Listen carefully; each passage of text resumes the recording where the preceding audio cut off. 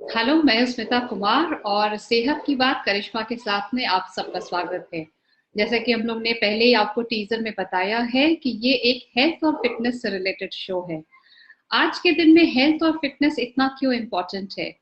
जैसा कि हम सब जानते हैं कि because post Covid everybody has become more and more health conscious, यानी कि हम लोग काफी ज्यादा हद तक अपने हेल्थ को प्रायोरिटी दे रहे हैं। और जितने भी लोग हैं वो हेल्थ से रिलेटेड टिप्स को ढूंढ रहे होते हैं। साथ ही साथ अगर वो टिप्स हेल्थ केयर एक्सपर्ट्स के द्वारा आप तक पहुंच रहे होते हैं। मेडिसर्कल एक dedicated health care news portal है जहां हम हेल्थ केयर एक्सपर्ट्स के साथ बातें करके काफी ऐसे हेल्थ और फिटनेस से रिलेटेड प्रॉब्लम्स के सॉल्यूशंस को ढूंढने की कोशिश करते हैं। इसी आस्था एक्सपर्ट सीरीज में हमारा सीरीज है सेहत की बात करिश्मा के साथ। इस सेहत की बात करिश्मा के साथ एपिसोड में we would be having talk with Karishma Shah. She is a PCOS educator. She is वो हेल्थ और फिटनेस से रिलेटेड सवालों के सही जवाब देने में काफी हद तक सक्षम है, क्योंकि वो एक न्यूट्रिशनिस्ट है, एक हेल्थ कोच है और साथ ही साथ एक सर्टिफाइड साइकोलॉजिस्ट ऑफ ईटिंग भी है। वो एक plant based food coach, weight loss expert और सबसे ज्यादा जो हमारे इंडिया में एक, because India is treated as diabetes capital of the world, यानी सबसे ज्यादा डायबिटीज पेशेंट के मरीज जो है वो इंडिया में है। तो वो डायबिटीज के पेशेंट्स को किस तरह से अपने खान पान में चेंजेस लाके, अपने डाइट में चेंजेस ला करके वो डायबिटीज को काफी हद तक कंट्रोल कर सकते हैं। और साथ ही साथ एक दूसरी बीमारी पीकॉस जो आजकल बहुत ज्यादा कॉमन डिस्कशंस में आ रही है, उसके लिए भी वो लोगों को एजुकेट करती है। आपके हर हेल्थ और फिटनेस से रिलेटेड डाउट को क्लियर करने के लिए करिश्मा हमारे साथ यहाँ पर मौजूद है। हेलो करिश्मा, सेहत की बात करिश्मा के साथ में आपका स्वागत है। Thank you Smita ji. जैसा हमने बताया था Karishma that we would be having the first episode about anxiety, यानी कि ये एंजाइटी क्या होती है। खासकर जब भी एंजाइटी का अगर हम लोग जिक्र करते हैं तो वो जनरली टीनेज स्टूडेंट्स या बच्चों से रिलेटेड होती है, खासकर जब उनके एग्जाम्स हो रहे होते हैं। बच्चों को तो ये एंजाइटी होती ही है, पेरेंट्स को भी काफी एंजाइटी होती है। जैसे अभी हमारे 10th क्लास के बहुत सारे बोर्ड्स के बच्चे जो बोर्ड्स प्रिपेयर कर रहे हैं या जो कॉम्पिटिटिव एग्जाम्स की तैयारी कर रहे होते हैं, ये उन बच्चों में काफी देखी जाती है। लेकिन एंजाइटी वहीं तक सीमित नहीं है। ये एक मेंटल डिसऑर्डर हो सकता है अगर इसे बराबर तरीके से, अगर इससे गंभीरता से नहीं लिया जाए, साथ ही साथ इसके सिम्टम्स को देखते हुए इसको ट्रीट करने की कोशिश नहीं की गई। जैसा मैंने बताया एंजाइटी है तो वो डॉक्टर्स और बाकी हेल्थ केयर एक्सपर्ट्स तो उसमें आपकी मदद कर सकते हैं।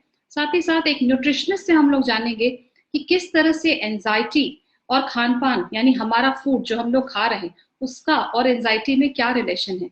यानी अगर हमें एंजाइटी है तो हमें क्या नहीं खाना चाहिए या क्या खाना चाहिए जिससे वो सिचुएशन बेटर हो सके।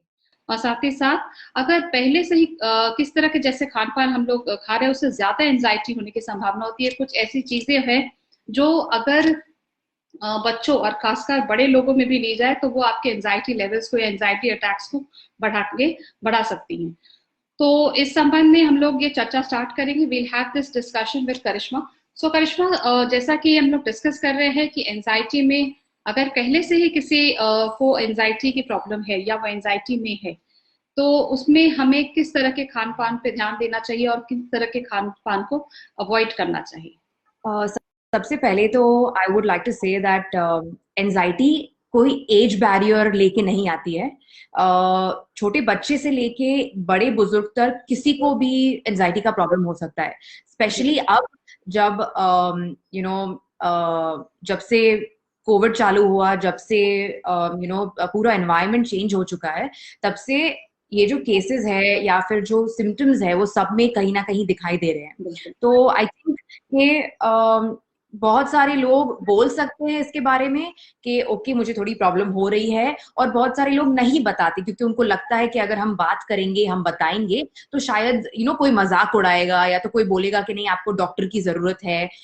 So, these kinds of complications that people are scared of talking about it openly. So, firstly, I'm very, very happy that we're talking about this topic. It's a very important topic, and I think, the more people know about it, जितनी जानकारी लोगों तक पहुंचेगी उतनी उनके symptoms को probably relief मिल सकती है। वो शायद अगर उनको किसी प्रोफेशनल को, जैसे कि न्यूट्रिशनिस्ट है, हेल्थ कोच है, कोई डॉक्टर है, साइकियाट्रिस्ट है, साइकोलॉजिस्ट है, अगर उनको उनकी हेल्प चाहिए तो वो आगे बढ़ के वो हेल्प मांग सकते हैं। जब तक जहां तक कि खाने की बात आती है तो सबसे पहले मैं बोलूंगी कि एक बहुत बड़ी चीज है जो अगर हम नहीं डेली कंज्यूम करेंगे, अगर हम उसका अब्यूज नहीं करेंगे और अगर हम उसको जितनी अपनी सीमा है उतना तक ही हम अगर कंज्यूम करेंगे तो आई थिंक हेल्थ को ज्यादा बेनिफिट्स रहते हैं। That is something called caffeine. Caffeine किसमें आता है? कैफीन चाय, coffee, aerated drinks, energy drinks, कोई कोई यूजुअली आजकल एनर्जी बार्स भी मिलते हैं। तो I think caffeine is a substance जो हमारे नर्वस सिस्टम को स्टिम्युलेट करता है। Okay, what caffeine actually does is that it gives your nerve, it gives your mind more stimulus, so that it starts becoming more active, you are more alert. जैसे कि सबने notice किया है कि अगर काम ज्यादा है तो एक दिन में 3 4 5 चाय के कप हो जाएंगे। अगर किसी को स्ट्रेस है, मीटिंग है, तो कॉफी के ऊपर कॉफी, कॉफी के ऊपर कॉफी कंज्यूम करेंगे। Now the problem with this is that caffeine, along with being a stimulant, also increases anxiety. बहुत सारे लोगों को लगता है कि एंजाइटी खाली हमारे थॉट्स तक ही सीमित है, पर actually it's to do with your entire body. Anxiety is to do with the entire body. It is facilitated with our hormones की जगह पे चालू होता है ये। ओके, और अगर जैसे फॉर एग्जांपल अगर मुझे एंजाइटी की प्रॉब्लम है, मेरा नर्वस सिस्टम ऑलरेडी बहुत ज्यादा एक्टिव हो चुका है। इट्स इन अ फाइट और फ्लाइट मोड, हमारा नर्वस सिस्टम ऐसी जगह पे पहुंच गया है कि हम जल्दी रिएक्ट करते हैं कोई भी चीज को लेके। तो अगर ऐसे सिचुएशन में मैंने हद से ज्यादा कैफीन कंज्यूम किया, मैं 4 कप 5 कप कॉफी पीने लगी, या तो 4-5 कप चाय हो गई मेरी एक दिन में, तो इस सिनारियो में क्या होगा कि मेरा जो नर्वस सिस्टम ऑलरेडी स्टिम्युलेटेड है वो अभी और स्टिम्युलेट हो गया, और मुझे ऑलरेडी जितनी प्रॉब्लम्स थी वो बढ़ गई। मेरा हार्ट पैल्पिटेट होने लग रहा है अभी, मुझे रेस्टलेसनेस फील हो रही है, मुझे पसीना आ रहा है। So these are some of the symptoms that people feel जब एंजाइटी शुरू होने वाली होती है, when we talk about anxiety attack. So these are some of the symptoms that happen in anxiety attack. आपका हार्ट का बीट, आपका palpitation बढ़ने लगेगा, आपको घबराहट होने लगेगी, आपको बहुत ज्यादा गर्मी लगने लगेगी, घुटन का एहसास होगा। तो ये सब अगर आप कैफीन ओवरडोज करेंगे तो ये सब सिम्टम्स उससे भी होते हैं। So I think ये the first thing that somebody should do अगर उनको एंजाइटी से रिलीफ चाहिए तो प्लीज अपना जो दिन का कैफीन इंटेक है वो कम कर दीजिए। अगर आपको आदत है कि आप 4 से 5 कप कोई भी कैफिनेटेड ड्रिंक पीते हैं, उसको आप 1 कप करिए, 2 कप करिए, वहां से शुरुआत कीजिए। तो आप नोटिस करेंगे ऑटोमेटिकली कि आपकी जो एंजाइटी के सिम्टम्स है वो ऑटोमेटिकली रिड्यूस होने लगे अब। So I think one thing to avoid would be all caffeinated products or limiting the use of it. बिल्कुल। और बीच में हम लोग दर्शकों के सवाल भी दे रहेंगे करिश्मा, बिकॉज हमारे बहुत सारे दर्शक हैं, ऑडियंस है जो एंजाइटी से रिलेटेड अपने क्वेश्चंस का जवाब चाहते हैं। जैसे कि एक ऑडियंस का सवाल ये है कि हम लोग ने बहुत से डायटिशियंस को ये like we have heard a lot of dietitians asking to not take any stress, लेकिन जो भी हमें पता है कि ये सारा कुछ स्ट्रेस से रिलेटेड है। स्ट्रेस से आपको वेट लॉस भी होता है और एंजाइटी अटैक्स भी आते हैं। इसका लेकिन एक्चुअल रीजन क्या है? व्हाट इज द जो भी इतने सारी चीजें हो रही है उसके पीछे रीजन, कारण क्या है? मैंने जब मेरी बात शुरुआत की तब मैंने एक बहुत इंपॉर्टेंट पॉइंट बोला था, हार्मोन्स। तो हम सबकी बॉडी हार्मोन से बनी होती है, और जब हमारे हार्मोनल फ्लक्चुएशंस होने लगते हैं, नॉट ओनली विमेन, खाली महिलाओं के लिए नहीं है ये सबके लिए है। So male female everybody is entirely made up of hormones. उनकी पूरी बॉडी हार्मोन से ही चलती है। इस आउटलुक में 2 हार्मोन्स हैं जो बहुत बड़ा गेम प्ले करते हैं। First is cortisol. Cortisol is a stress hormone, okay, और सेकंड है serotonin. Serotonin is a happy hormone. जब किसी को एंजाइटी का प्रॉब्लम होता है, या अगर किसी को घबराहट फील हो रही है, या अगर किसी को लग रहा है कि मुझे बेचैनी हो रही है, क्या होता है कि हमारे जो कॉर्टिसोल लेवल्स है वो बढ़ जाते हैं बॉडी में, you know uh, anybody and everybody who has a problem with stress, who has a problem with anxiety, who has a problem with depression, उन सब के cortisol levels हमेशा बढ़े हुए रहते हैं, अगर आप लाइफस्टाइल चेंजेस नहीं करेंगे, अगर आप अपने डाइट में अंतर नहीं लाएंगे, और अगर आप अपने अपने डे टू डे लोगों से जैसे व्यवहार करते हैं, अगर वो उसमें चेंज नहीं लाएंगे, तो आपके स्ट्रेस लेवल्स ऑब्वियसली बढ़ने ही वाले हैं। तो इस सिचुएशन में अगर आपका कॉर्टिसोल लेवल बढ़ते रहेगा, how is it possible कि आपको एंजाइटी नहीं होगी? It's a very simple logic. If you have higher stress hormones, अगर आपके कॉर्टिसोल हार्मोन लेवल्स ज्यादा हैं, आपको स्ट्रेस महसूस होगा, वो स्ट्रेस लीड करेगा एंजाइटी को, और आजकल की तारीख में anxiety leads to depression. So this is it's a cycle, and it one thing leads to the other thing. एक और सवाल हम लोग यहाँ शामिल करेंगे करिश्मा। एक ये क्वेश्चन है एक ऑडियंस का कि वो ये जानना चाह रहे हैं कि क्या अपर्याप्त आहार भी चिंता का कारण बन सकता है या एंजाइटी का कारण बन सकता है? यानी अगर मैंने डाइट प्रॉपर नहीं लिया, अगर हम प्रॉपरली या इम्प्रॉपर डाइट खा रहे हैं, तो क्या उससे हमें एंजाइटी हो सकती है? एब्सोल्युटली। मेरे पास मेरे जो पेशेंट्स है या मेरे जो क्लाइंट्स है, बहुत सारी बार ऐसा होता है कि जब वो मेरे पास आते हैं तो उनका रूटीन नहीं होता, खाने के वक्त बहुत ही ज्यादा ऊपर नीचे होते हैं। तो आई थिंक कि कैसा है कि again the stress hormones, again the cortisol levels, हमारे बॉडी में एक बहुत ब्यूटीफुल हार्मोन है जिसका नाम इंसुलिन है। It's related two diabetes, but everybody has insulin levels in their body. And अगर आप टाइमिंग का ध्यान नहीं रखेंगे, अगर आप बहुत ज्यादा कैफिनेटेड प्रोडक्ट्स खाएंगे पिएंगे, और जिससे एसिडिटी बढ़ जाएगी आपके बॉडी में, और अगर आप ये करके फिर अगर आपके टाइमिंग्स अगर मैच नहीं करेंगे, 5 बजे लंच करना, रात को 11 बजे डिनर करना, ना सोने का टाइम ना उठने का टाइम, खाने पीने का कोई टाइम नहीं रहेगा, ये सब is all going to add to your problems. It's going to increase the disbalance in hormones.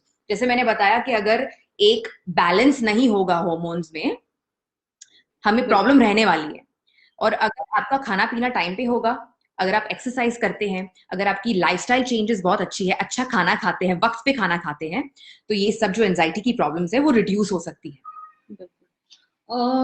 जैसा कि एक स्टडी के आधार पे ये पता चला है कि जितने भी एंजाइटी डिसऑर्डर्स होते हैं वो हाईली ट्रीटेबल है, यानी उनका इलाज संभव है।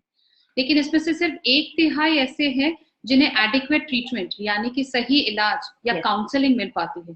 बाकी के सारे वो इसी तरह से जाते हैं, अनट्रीटेबल वे में रहते हैं, जो आगे जाकर के और बड़ी बड़ी प्रॉब्लम्स को जन्म दे सकते हैं। आपका इस बारे में क्या कहना है? स्मिता जी, आई कंप्लीटली अग्री। आपने जो बोला ये 80% इज रियलिटी। जैसे कि मैंने स्टार्टिंग में बोला था कि बहुत लोग डरते हैं, बहुत लोग ज्यादा सोचते हैं कि हमें नहीं हेल्प मांगनी चाहिए, हमें नहीं जाना चाहिए कोई प्रोफेशनल के पास, हमें हमारी प्रॉब्लम शेयर नहीं करनी चाहिए। मे बी वो हमें जज करेंगे, मे बी हमें बोला जाएगा कि हम बीमार हैं, मे बी हमें दवाइयां लेनी पड़ेगी। तो ये सब जो ओवर थिंकिंग है, over thinking is also a symptom of anxiety. So somebody who suffers from anxiety automatically is an overthinker, Yes. So ये सिचुएशन ऐसा है कि अगर आपको प्रॉब्लम्स है और अगर आप नहीं रीच आउट कर सकते हैं, तो आपकी प्रॉब्लम्स बढ़ने वाली है। अगर आपके घर में सपोर्ट सिस्टम नहीं है जो आपको हेल्प कर सके एंजाइटी से बाहर आने के लिए, अगर आपके पास ऐसे लोग नहीं है जिनके साथ आप अपनी लाइफ की प्रॉब्लम्स या जो भी आपको चिंता है, अगर वो शेयर नहीं कर सकते हैं, तो ये बढ़ने वाली है। एंजाइटी की प्रॉब्लम्स बढ़ेंगी और आगे जाके ये clinical anxiety problems, clinical depression problems में चेंज हो सकती हैं। But the good news is, जैसे कि आपने बताया कि अगर आपको एंजाइटी की प्रॉब्लम है, it is 200% curable. There is no problem, there is no real problem with you. ये एक फेज होता है, एक वक्त होता है जो हमारा अच्छा नहीं जाता। अगर हमने ये वक्त के दौरान किसी के साथ मिलके सपोर्ट लेके अच्छी चीजें हमारे लाइफ में हम इनकलकेट करने लगे, तो ऑटोमेटिकली ये जो प्रॉब्लम्स है वो डिसअपियर होने लगते हैं धीरे धीरे. सो 100% एंजाइटी इज क्योरेबल. और अगर मैं I would request people that if anybody has a lot of anxiety problems, has a lot of stress issues, please consult a professional. आप कोई न्यूट्रिशनिस्ट से मिलिए, आप कोई साइकोलॉजिस्ट से मिलिए, आप किसी हेल्थ कोच से मिलिए, अपनी प्रॉब्लम शेयर करिए. वो जो प्रोफेशनल है, they will help you with what exactly is the problem. We are trained and we have studied to be able to understand people's problems very fast. तो जब अगर हम डिसाइफर कर लेते हैं कि आपकी ये प्रॉब्लम है, उसका हम सोल्यूशन ले आते हैं साथ में मिलके, तो ऑटोमेटिकली प्रॉब्लम्स नहीं रहेंगे, चिंता नहीं रहेगी, स्ट्रेस नहीं रहेगी. So I think that 100% people should seek help if they have a problem. यहाँ पे मैं एक और इंटरेस्टिंग सवाल को ऐड करना चाहूंगी. एक ऑडियंस ने हमें पूछा है कि क्या ऐसा कोई फ्रूट या ऐसा कोई फल है जो हमें एंजाइटी में मदद कर सकता है, या उसको खाने से, उसके सेवन करने से एंजाइटी को काफी हद तक कम किया जा सकता है? एब्सोल्युटली है. मैं बताना चाहूंगी, अगर जिसको नहीं पता है, कि हमारे जो लोकल इंडियन फ्रूट्स हैं, जैसे कि बनाना है, ग्रेप्स है, चीकू है, आमला है, जामुन है, पोमोग्रेनेट है, पपाया है, all these fruits, these are just some of the fruits that I have spoken about right now. बहुत सारे हैं. All these fruits are very high in antioxidant levels. हम जब ये फ्रूट का सेवन करते हैं तो हमारे बॉडी के जो ऑक्सीडेटिव स्ट्रेस फैक्टर्स है वो कम हो जाते हैं. एंटीऑक्सीडेंट का मतलब क्या होता है कि जब हम उसको खाएं तो हमारे बॉडी में वो हमारे स्ट्रेस लेवल्स को रिड्यूस कर. इसलिए ये फ्रूट्स बहुत ज्यादा जरूरी है आपके डाइट में इंक्लूड करने के लिए. हमारे पास जब भी कोई आता है न्यूट्रिशन प्लान चालू करने के लिए या फिर गाइडेंस के लिए, we always make sure कि उनके डाइट में फ्रूट्स है, फ्रेश सीजनल फ्रूट्स है, because fruits are so important to get vitality in your body, to reduce your stress levels and to bring that वो जो हम बोलते हैं ना, एक जो जान ले आता है आदमी में. तो actually antioxidant rich fruits and foods bring that life within you. So I think जो मैंने फ्रूट्स के नाम लिए हैं, वो उनका सीजनल, जब भी वो सीजन में आए, प्लीज आप उसको खाइए. सीजन के हिसाब से अगर फ्रूट खाएंगे तो बॉडी में वो न्यूट्रिएंट वैल्यू बढ़ेगी. अगर सीजनल फ्रूट नहीं खाएंगे और रॉन्ग सीजन में फ्रूट खाएंगे तो उसका कोई मतलब नहीं बनता है. अगर आप ठंडी के सीजन में एवोकाडो और मैंगो खाएंगे तो आपको फायदा नहीं होगा. आप जो वो सीजन का फ्रूट है, स्पेशलिटी है, स्ट्रॉबेरीज है, ग्रेप्स है, शुगर केन है, जैसे कि मैंने बताया आंवला है, अगर जो सीजन में वो जो आ रहा है और उसका सेवन अगर आप करेंगे तो उसकी न्यूट्रिएंट वैल्यूज आपकी बॉडी में ज्यादा अब्सॉर्ब होंगे. करिश्मा, एक और चौंकाने वाली बात ये हम लोग शेयर करेंगे आपके साथ कि approximately 8% of the children and teenagers वो एक्सपीरियंस करते हैं कैसे एंजाइटी डिसऑर्डर को, यानी 8% बच्चे और एडोलेसेंट वो इस तरह के एंजाइटी डिसऑर्डर्स को कभी ना कभी अपनी उम्र में महसूस करते हैं. और इनके सिम्टम्स 21 साल की उम्र तक कभी कभी डेवलप होकर के काफी अन्य दूसरे बीमारियों को भी जन्म देते हैं. यानी कि ये एक काफी प्रेवलेंट है, खासकर बच्चों और एडोलेसेंट किड्स में. इसी से रिलेटेड एक क्वेश्चन मैं और लेना यहाँ पे चाहूंगी कि जिस तरह से आप देखोगे कि यंगर जनरेशन में सोडा से रिलेटेड, जो भी सोडा बेस्ड जो ड्रिंक्स है या जो भी कोक से रिलेटेड, ये जितने सारे एडवर्टाइजमेंट्स आ रहे होते हैं, और यंगर जनरेशन में सबसे ज्यादा सोडा पे डिपेंड करने वाले जितने भी सॉफ्ट ड्रिंक्स है उनका काफी प्रचलन है, वो काफी यूज किया, मतलब लोग पीते हैं. तो उसका एंजाइटी पे, यानी जितने भी ये सोडा के बेस्ड जो पेय पदार्थ है, ये जो भी हमें सॉफ्ट ड्रिंक्स हैं, इसका एंजाइटी से क्या रिलेशन है, या इसके सेवन करने से एंजाइटी पे क्या असर पड़ेगा अगर किसी को पहले से एंजाइटी है तो? बहुत अच्छा क्वेश्चन है ये.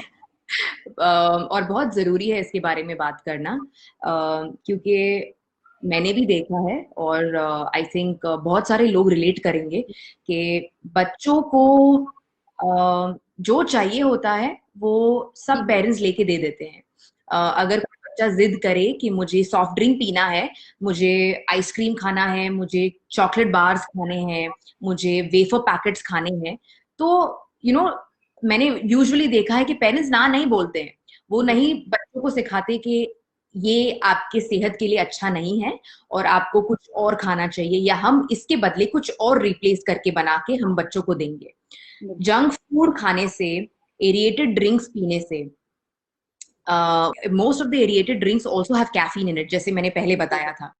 फिर उसके बाद अगर हम पैकेट वाली चीजें खाएंगे, wafers, biscuits, burgers, pasta, pizza, जो सारे जो जंक फूड आइटम्स है, अगर हम अपने बच्चों को जो बहुत ही इनोसेंट एज में होते हैं, डेवलपमेंट स्टेजेस में होते हैं, it's very important to support your child's mental health with their physical health and their nutrition values. You know, आप नोटिस करेंगे, या जो भी सुन रहे हैं उनको बोलिएगा नोटिस करने के लिए, कि जो बच्चा घर पे खाता नहीं है, जो बच्चे की डाइट खराब है, जो बच्चा एक्सरसाइज नहीं करता है, जिसकी लाइफस्टाइल इश्यूज है, प्रॉब्लम्स है, वो बच्चा एकेडमिकली भी स्मार्ट नहीं होता है, वो स्कूल में भी अच्छा परफॉर्मेंस नहीं दे पाता है, वो स्पोर्ट्स में भी आगे नहीं बढ़ पाता है। What is the reason behind this? The reason behind this is that the child is not being supported with good nutrition. वो बच्चे को अच्छा अच्छा आहार नहीं मिल रहा है, वो बच्चे को अच्छा एनवायरमेंट नहीं मिल रहा है, इसीलिए वो बच्चा परफॉर्म नहीं कर पा रहा है, ना ही स्टडीज में परफॉर्म कर पा रहा है, ना ही स्पोर्ट्स में परफॉर्म कर रहा है, और एक्स्ट्रा करिकुलर एक्टिविटीज तो आजकल क्या कहने, सब लोग अपने फोन पे लगे रहते हैं। एज तो बैरियर है नहीं। So keeping all these things in mind, I think parents को जरूरी नहीं कि आपका बच्चा बहुत छोटा है तभी आप उसका ध्यान रखेंगे। टीनेज बच्चों का के लिए, अबव देयर टीन्स बच्चों के लिए, अगर पेरेंट्स एक प्रोटोकॉल मेंटेन करें, अगर अपने बच्चों को सिखाएं कि कौन से खाने से क्या फायदे होते हैं, किस किस किस चीजों को हम कैसे प्रोड्यूस करते हैं, educating your children about agriculture, about nutrition, about seasonal changes with your food products.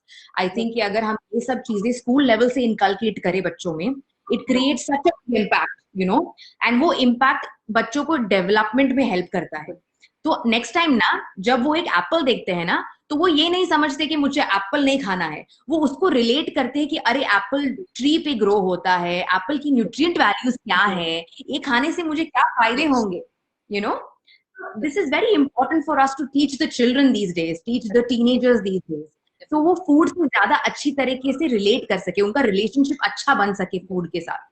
सो अगर ये होगा तो डेफिनेटली जो आपने जो बात कही कि बच्चों में ये प्रिवेलेंट है आजकल, ये डेफिनेटली कम हो जाएगा अगर हम ये चीजें अडेप्ट करके यूज करने लगे। बिल्कुल। तो मेरे ऑडियंस को यही एक रिक्वेस्ट रहेगा कि आप अपने जो भी, खासकर माता पिता जो हैं, वो अपने बच्चों को सिर्फ छोटे ही एज में ध्यान न दें, बल्कि जैसे जैसे वो बड़े हो रहे हैं, खासकर टीन एज को पार कर रहे हैं, उस वक्त उन पे काफी ज्यादा ध्यान देने की जरूरत है। जैसे करिश्मा ने बताया कि मोबाइल पे there is no restrictions and आप कुछ भी करो। आप देखोगे कि जिस तरह हम अपने उम्र में बचपन में खेल रहे होते थे, वैसा आज के बच्चे मोबाइल पे गेम्स खेल रहे होते हैं।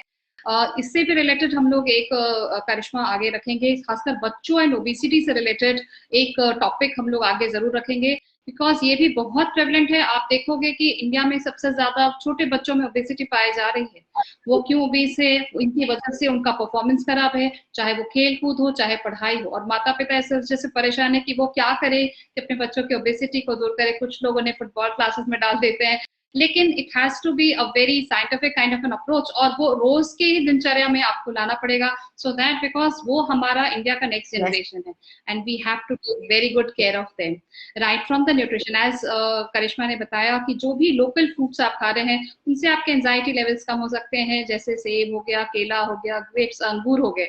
जनरली ऐसा कुछ भी नहीं है कि बिल्कुल ही इम्पोर्टेड फ्रूट्स खाने से ही वो आपको हेल्प करेंगे। जो भी locally available fruits and vegetables है, फ्रूट्स खासकर, वो आपको इस तरह से एंजाइटी लेवल्स को कम कर सकते हैं। एरिएटेड ड्रिंक से दूर रहना पड़ेगा हमें, जो काफी प्रचलित है खासकर कि बच्चों में, और कैफीन से भी। और सबसे ज्यादा जिस तरह से इंडिया में जनरली इस तरह के प्रॉब्लम्स को लोग अच्छे तरह से नहीं देखते, और साइकोलॉजिस्ट के पास जाना या इन प्रॉब्लम से रिलेटेड डायटिशियन को अप्रोच करना उन्हें थोड़ी सी झिझक महसूस होती है। तो ये झिझक को तोड़ना बहुत जरूरी है। आप क्या बोलते हैं Karishma? I think it's very very important. मैं आपको मैं मेरे साथ जो एक वाकया हुआ है मेरे क्लाइंट का, मैं वो शेयर करना चाहूंगी इसी बात पे। 2-3 महीने पहले मुझे एक क्लाइंट मिले थे, और वो मुझे बता रहे थे कि उन्हें बहुत ज्यादा एंजाइटी का प्रॉब्लम है, उन्हें बहुत ज्यादा डिप्रेशन का प्रॉब्लम है। He was a very active sports player. He was a very active member in his professional life. He works in the IT department. और बहुत ही ज्यादा शार्प माइंडेड इंसान है, और थोड़े टाइम से because of his environment he has not been feeling up to the mark. He never felt like he was you know जैसे वो परफॉर्म करते थे पहले काम में, हेल्थ में, जनरल लाइफ में, अब वो नहीं कर सकते हैं. तो उनका सबसे पहला क्वेश्चन मुझे ये था कि मैं जैसा फील कर रहा हूँ क्या वो नॉर्मल है या मुझे कोई बड़ी बीमारी हो गई है. तो मैंने उनको बताया कि वेरी कॉमन, आजकल की तारीख में बहुत ज्यादा कॉमन है लोगों को स्ट्रेस की वजह से एंजाइटी की प्रॉब्लम्स होना, एंजाइटी से डिप्रेशन की प्रॉब्लम्स होना. टेम्पररी फेज है, अगर आप उस पर काम करेंगे तो चेंज कर सकते हैं हम इसे. एंड मैंने उनको ये समझाया कि अगर आपको लाइफ में कोई भी लाइफस्टाइल चेंज लेके आना है और अगर आप रेडी हैं वो चेंज लाने के लिए, तो आपको किसी की परमिशन या किसी की सपोर्ट की जरूरत नहीं है. You yourself are enough to be able to decide what you want from life, you know.